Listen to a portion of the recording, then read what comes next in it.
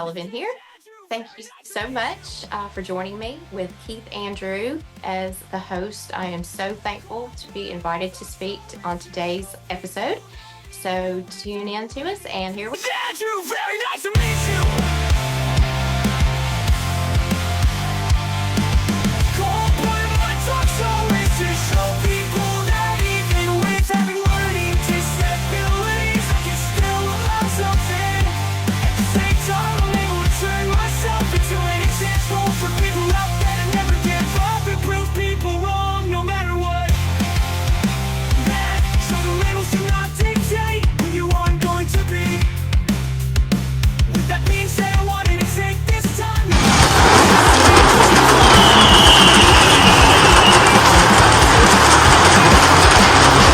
Just the fact you're on my Here we go. Ladies and gentlemen, welcome to the KeithAndrewNetWork.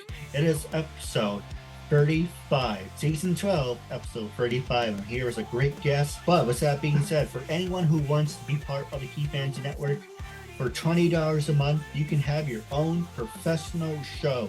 You can have your own talk show, segment, talk about disabilities, support people with disabilities. We can go for the details afterwards. But as long as it's a professional show for $20 a month, I will do all the editing, promoting, all the hard work. I get to do the work. You get to sit back and relax and support people with disabilities. Also, today it's Thursday, and if you're a New York Ranger fan, definitely check out the listings how you can watch the NHL Ranger game. Will they finally go to the Stanley Cup after 30 years? The last time New York Rangers won was 1994. It's been 30 years. Will they continue the winning streak and win the Stanley Cup again? Or will the Panthers claw them out? With that being said, New York Rangers fan. Actually, I like the Sharks, but my parents like the New York Rangers. So that being said, it's uncensored, freedom of speech, self-expression. You can say anything you want, talk about anything you want. As you heard from the recommendation, you already introduced yourself. So the first subject I want to talk to you about is icebreakers. Tell our audience a little bit about yourself. Okay, well, my name is Melissa Dunn Sullivan. I am from the South. I grew up here in the birthplace of Elvis, Tupelo, Mississippi, and I'll have a lot of visitors that come and see him. And I grew up in the theater. Started at age 10 and worked my way up in the Tupelo Community Theater. And I knew then that I loved the arts. I also loved dance and ballet. Started taking at age 7. And it was always kind of a battle between which one I wanted to do, theater or ballet, because I loved both of them. So it was really hard to decide which one I wanted to do, but I managed to do both all the way through high school. And then I pursued my ballet a little bit more and went on with it. So after that, ballerinas, they don't last too awfully long without, everything falling apart. So I had to retire, and I've taught for, 26 years now, I think 25 or 26. So I'm not going to tell you how long I've been dancing, because it will. Actually, I just gave away my age, didn't I? I just did. Anyway, so moving right along. Yes. So then I decided to try film. So theater was always, my background, but film was different. I'm going to tell you, it has been challenging, but oh, so much fun. And I have 3 children. One is 20, about to be 21. One is 14, and one is 12. So as well as being a ballet teacher, I'm a mom, and I love it. And they are into soccer and computers. So that's what I do the majority of my time. If I'm not doing this, I am taking them to soccer and being a soccer mom, or trying to be, a cool soccer mom, which my daughter is like, no, you're not, Mom. You're very not cool. But anyway, I'm still learning. So that's a little bit about me, and I'm just really, really glad to be here. Thank you so much for inviting me, Keith. Well, you're a beautiful person, and thank you for supporting me. Absolutely. Yeah, I'm not kissing your butt or anything. I was just giving you a compliment. Oh, no. I know you're not. But the next one I want to ask you, when you were in college, what did you major in? Were you a study nerd or party animal? Oh, well, I majored in 56 things for 5 minutes. How does that sound? I did major in theater for about a year, and I majored in interior design. I majored in tons of things, and I also majored in changing colleges. I mean, buddy, I started out at Bellhaven, then went to Union, and then went to Ole Miss, and then I was all over the place. So by the time I got all my transfers down, I was like a 17-year senior. But I didn't party too much because I worked full time teaching ballet. So I went to the last part of my school career. I drove back and forth to Oxford, which is about an hour away from me, and I had to be there at 8 o'clock in the morning. Then I came home and then worked full time teaching until about 9 o'clock at night. So then I would study, and I was determined to have a 4.0. So it took a lot of work because I am not naturally smart by any stretch of the imagination. I have to absolutely hit the books like nobody's business, even more so than, I just a lot. I just really have to look into the books. And anyway, I did do that. I accomplished that goal, but it wasn't without sacrifice. So I didn't get much fun time. Now, after college, I did, but we won't go there. My children may be watching. What about what was one of your favorite sports that you loved doing, and what was the one thing you always wanted to do but never got the chance to do? Well, of course, I don't know if you can count ballet as a sport, but I do. And if you want to fight, we'll fight about it.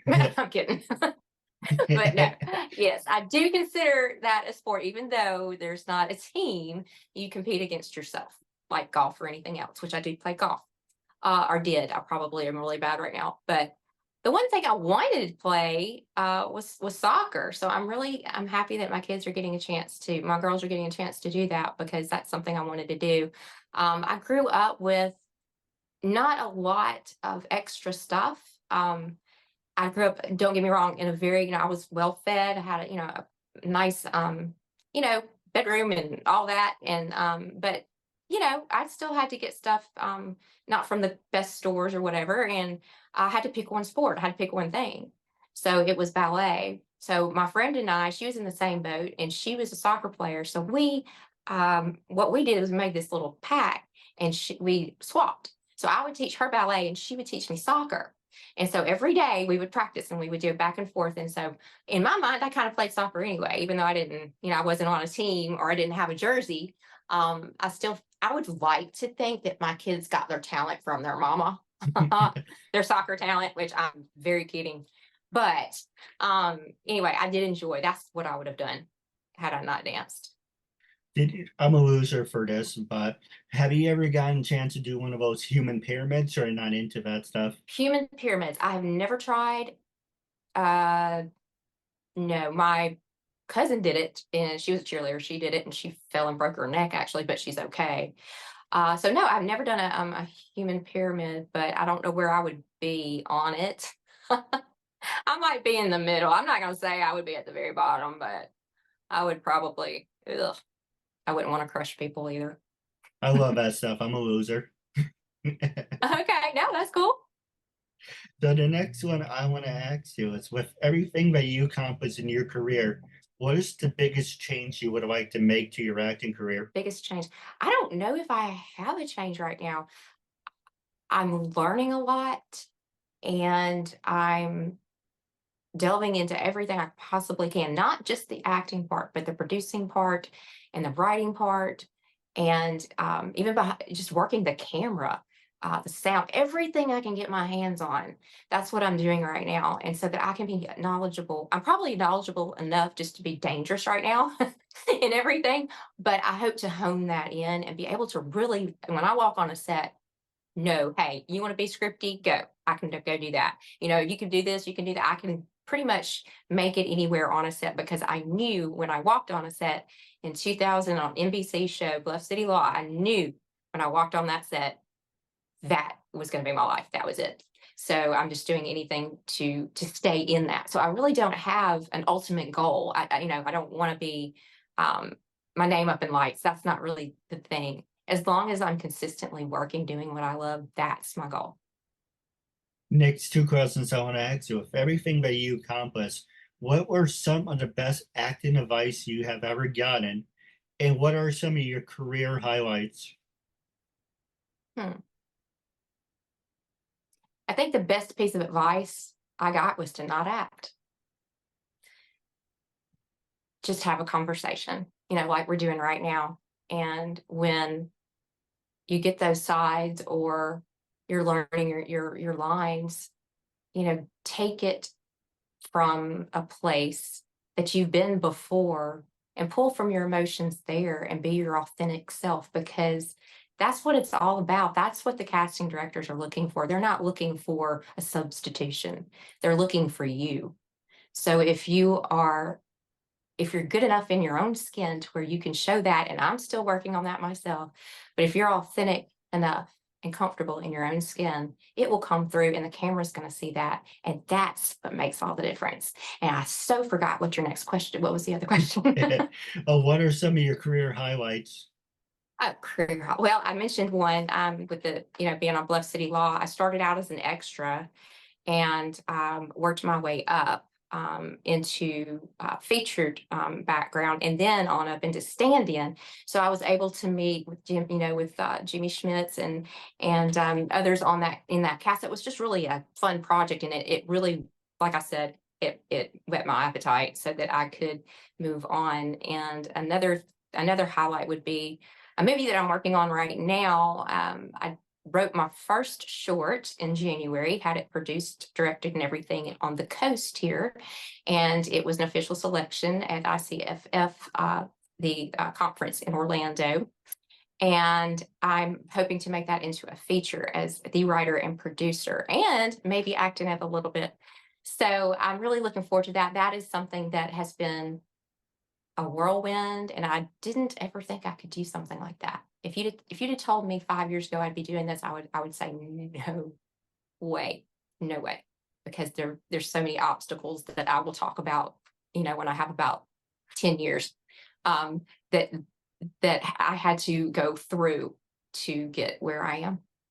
Well, this one, it's kind of like a two-parter. How comfortable with everything that you accomplish? How comfortable are you speaking in front of a group of people? And how comfortable are you teaching people? Like, for an example, would you be comfortable teaching me everything that you know? This is weird, but first of all, I'm a teacher. I have my degree. I have my degree in English. That's the 67th thing I majored in that I stuck with, and I got my degree in English. And so I'm a secondary teacher. Though I've never done it, I went the alternate route actually and got to have my degree in English. But then I went back to get my teaching certificate. So anyway, having said that, love to teach. Been teaching ballet for what I say, 26 years. Anyway. Love it from 3-year-old to adult. That's what I do. I love to show others how to do something, the passion, and see it, that light bulb that comes off in their eye, and they get it. And it's like, so it's more fun for me. It's kind of like watching a movie that you've already seen, like The Sixth Sense or something, and somebody hasn't seen it, and you're sitting there watching them just like you're watching the movie. You're like, oh gosh, when are they going to get it? When are they going to get it? That's what it's like. That's what teaching is like for me. It is that contagious. Now, again, I forgot what the first question was. It was, yes, I am. Funny thing, I hate being in an audience. So, for example, if I went to the theater with you, you would want to just flick me and say, get away from me, because I would be going like this, and I would be hibbity jibbity all over the place because I'm not comfortable watching. Now you can put me backstage. I don't have to be the star. I can go get water for people. I can do the curtain up and down. But as long as I'm working, or back and forth, but as long as I'm working, I'm fine, So in front of a crowd, I'm great. If you show me, just throw me out there. Melissa, talk about used cars. Okay. All right. So I'll talk about used cars, whatever, I know about them. But if I'm in the audience, hate it. No. So just put me where the action is. As long as I'm busy, I'm good. No, I agree with you. I'm a big wrestling fan, and before I started my talk show, I used to watch it religiously, every Monday, every Friday. Since I started my show, I don't play video games anymore. I don't really watch TV that much. This became my passion to the day I die. I want to do this. So Wow. for me sitting here, it's good because I'm interacting with you. If I have to go to a show, depends on what it is. Like a wrestling show, I'll be like, okay, interesting. But I can be doing my mind, it was ADD. I can be doing so many other things. Watching a movie, okay, Right. I'm interested. Going to a concert, music, okay. But if you ask me to sit there for 3 hours, I'm gonna jump out the freaking window because I'm like you, I have to be a part of things. Right. Absolutely. I need you to talk to my son too about video games. No, I'm more than He's like happy married to. to them. Maybe we can He do needs like to stop. maybe we can do an episode about it. Yes. So Oof. actually, with you go back to the second part, where do you feel comfortable teaching? Well, for an example, hypothetically, if I asked you to teach me ballet on a scale of 1 to 10, how comfortable would you be teaching me ballet compared to acting? Hmm. I am more comfortable teaching ballet just because I've done it longer. So obviously, yes, I'd be more comfortable. But the thing is, you kind of fake it till you make it. So I'm not wrong. You probably shouldn't say that, Yeah, but it's the thing. I mean, that's just being true. truthful and yeah, honesty. And so like I said, I study, I research a lot. If I don't know something, I learn it, and I will be able to offer something. So I would feel more comfortable teaching ballet, but I could teach acting. One of the reasons I didn't like being part of this track and field is I guess Jungle Book had a problem. I don't mind watching pile ups, people crashing into each Hmm. other and then pile. But as an acting teacher, have you ever had any incidents where people crashed into each other or bumped into each other? Like on the like Well, physically. what? Yes, and while they were rehearsing, trying to get the dance down, have there ever been any funny incidents? Oh, oh yes, me. My nickname in high school was Crash Test Barbie, because I wore leotards that were pink, and they're like, look at Mar, and then I'd crash. I'd try to do my triple pirouette, and there she'd go. So yes, that's just a part of it, and it's funny, when the kids try that, I get tickled and I laugh with them, but I don't want them to think I'm laughing at them because that's part of it. If you're not trying to turn, then or if you're not giving it your all to mess up, you're not trying hard enough. If I'm not pushing myself to do a triple, then how would I fall in the first place? So it takes I tell my kids that it takes guts to fall. It takes guts to run into people because that just shows me you know what you're doing, you know where you're going, and you're trying and you're going for it. So yeah, that's what I said, and I'm sticking to it. I just think it's funny. It's like, okay, dance, twirl, dance, turn, and then you forget it, and Yeah. they accidentally came face to like you press notes Oh yeah. against the other person. That's it's cute. It's Yeah. funny. You can't take it It's seriously. it's like a car crash or herding rabbits. Yeah. So the next two, the reason I asked you two questions are because they're short and it kind of gets to the point because I have 15 questions. So, and I'm looking at the time too. So if the questions are short, I try and put them together. But if it's a long question, I give you time to answer it. But Okay, doke. the next one I'm going to ask is what are you most likely to become famous for? And what's your claim to fame? Hmm. Actually, I won't be famous. I'll be infamous, first of all, probably. But if I ever were to be, it would be um to be an example and a good example of what a human being should be through kindness, love, and caring for other people and putting others first.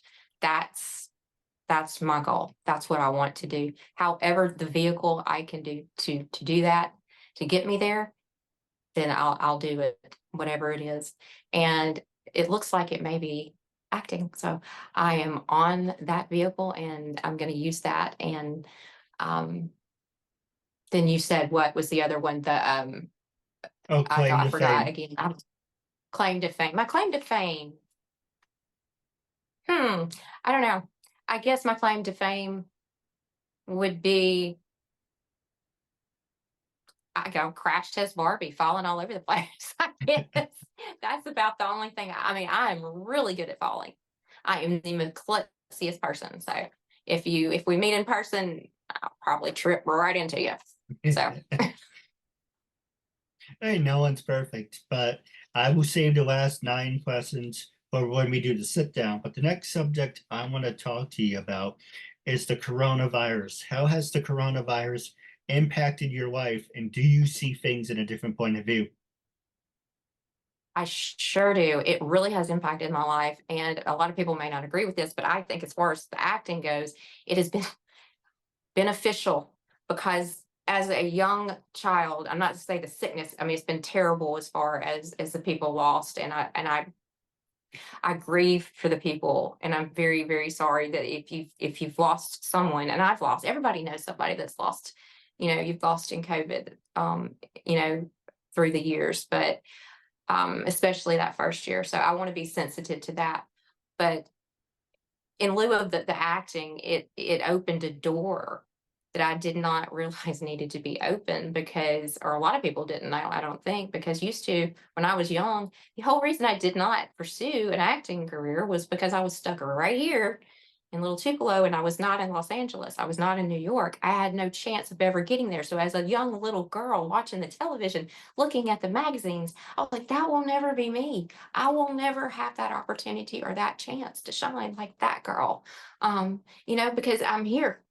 I'm not there, and I don't have enough money to get there.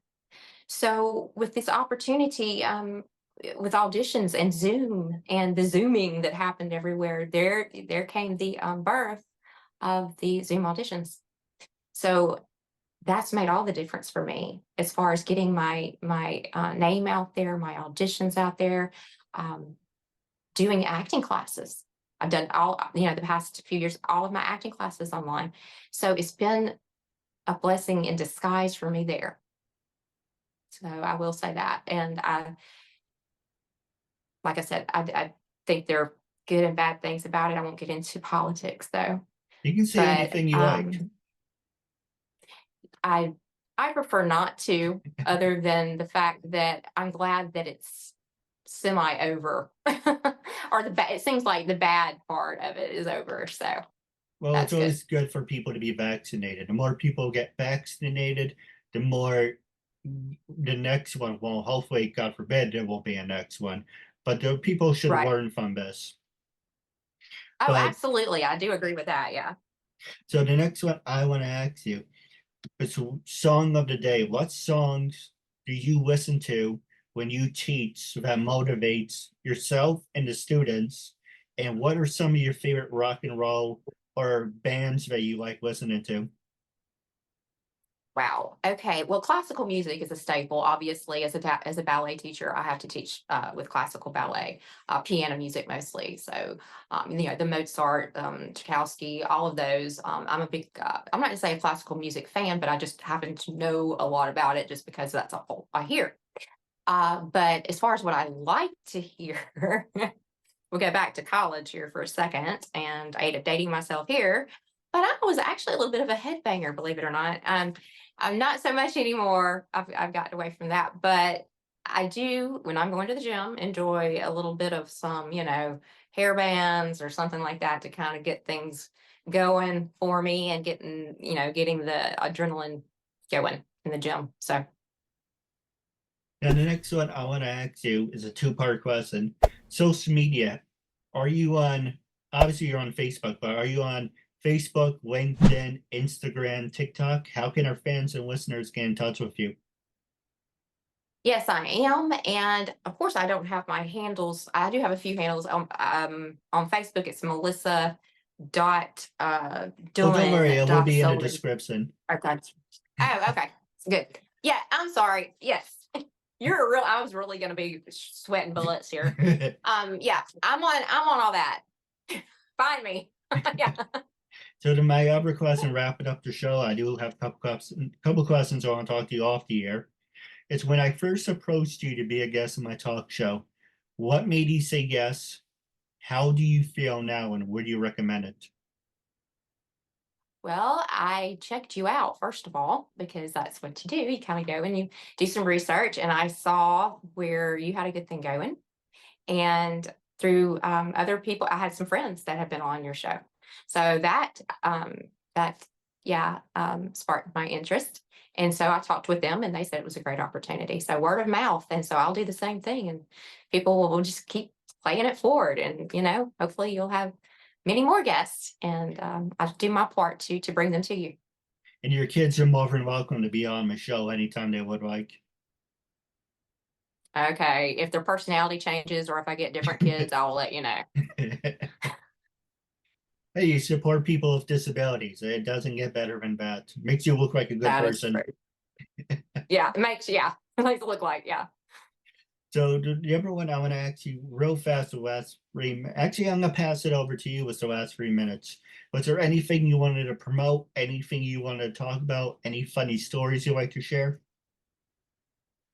Probably not any funny. Well, I say funny. Well, no, my life is funny, but that would take too long. It'd take longer than a minute.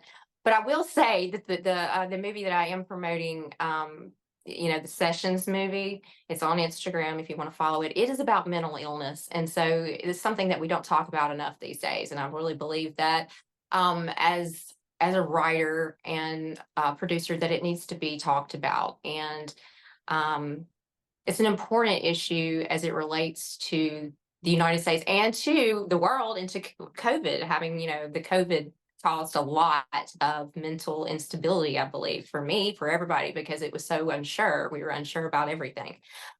So I believe it's something that needs to be talked about, and I hope to promote that in my film. Last real question, real fast. Have you had any students with disabilities, and are you willing to work with people with disabilities? Absolutely. I have several. I have a Down syndrome, little dancer, and several that have a learning disability. My own daughter, she's dyslexic and ADHD, so she's on the chart, and she on spectrum. I'm sorry, not on the chart, spectrum. But she is a very sweet child. So she would be marvelous to have on here. I need to ask her to come on board, because she's got that personality. I just have to bring her out, No, I But understand. hopefully I can get her on here. I fall Yeah. under the spectrum of being retarded. I'm not retarded. It's just I fall under the spectrum because I read and learn at a slower pace, and because I learn That's her. differently, Yeah. it's because it's how I process. I give you a real thing real fast. Multiple choice question. You have 3 questions or 4. I would ask you, can you read it to me? Can you give me an example of A, B, and C? Can you give me an example? Because I learn at a slower pace and I'm more detailed. That's right. That's because Right. I don't know, and that's why I created the show, to make a statement that labels do not dictate who you are and who you're going to be. To prove them, stem out You're to right. something. But I do have That's what I couple. tell her. No, absolutely. It's gonna cut us off, but I don't want to cut you off. But I do want to do the sit down with you after the video converts. And not saying I'm Okay. trying to convert anyone to anything. After the video starts, it converts into a video file. That's what I meant by it. But I do have a couple questions for you off the air. Wrapping up, it was a real honor and privilege having you as a guest. I'm looking forward to part 2. Our goal is to reach 500 and more views. This will be shared on Facebook, YouTube, LinkedIn. Our goal is to reach 500 to 1,000 views. I know you have a big following. If you're watching, you're obligated to leave a comment, question. I would love to interact with you. Our guests would like to interact with our fans. And until we meet again, I catch you later. Just the fact you're on my show and supporting me, and my message is all that matters.